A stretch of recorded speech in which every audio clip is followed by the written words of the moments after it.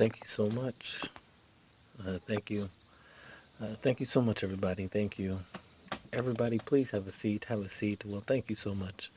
Good afternoon, everybody. I was just told that was going to be the last hail to the chief on the road, and it got me kind of sentimental. I want to first and foremost say thanks to all of you. Just before I came here, I was able to visit with some of the men and women from MacDill Air Force Base, Central Command, our Special Operations Command, to thank them for their extraordinary service. And so to you and your, your families, and to the extended family of American service members, let me say that our nation owes you an unbelievable debt of gratitude. We are grateful for you and will be praying for you over the holidays. As you know all too well, your mission and the course of history was changed after the 9/11 attacks. By the time I took office, the United States had been at war for 7 years. For 8 years that I've been in office, there has not been a day when a terrorist organization or some radicalized individual was not plotting to kill Americans.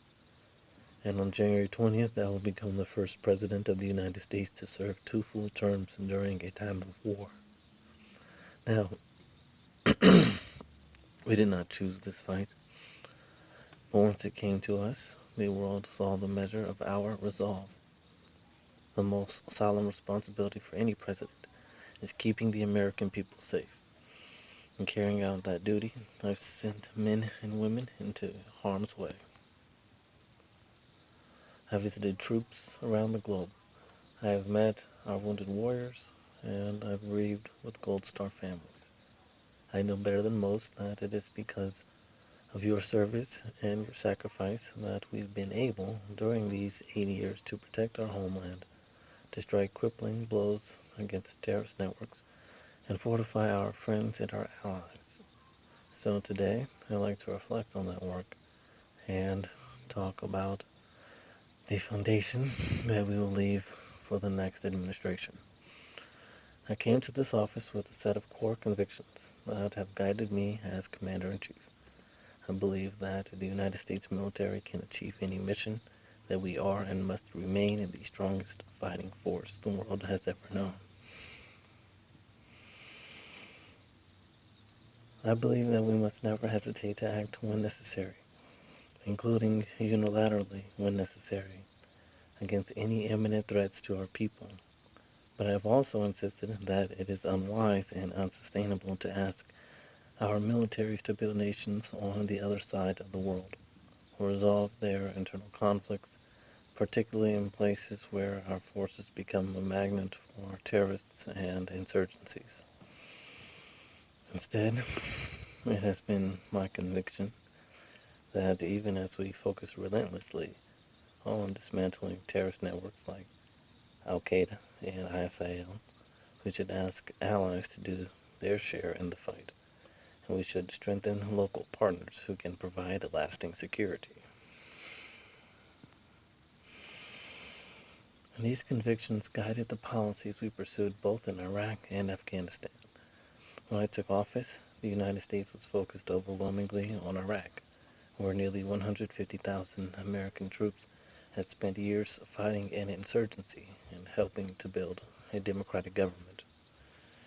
Meanwhile, Al-Qaeda had regrouped in the border region of Afghanistan and Pakistan and was actively planning attacks against our homeland. So we brought nearly 150,000 troops home from Iraq, consistent with the status of forces agreement negotiated by the previous administration. And we surged our efforts along with our allies in Afghanistan, which allowed us to focus on dismantling Al Qaeda and give the Afghan government the opportunity to succeed. And this focus on Al Qaeda, the most dangerous threat to the United States at the time, paid dividends.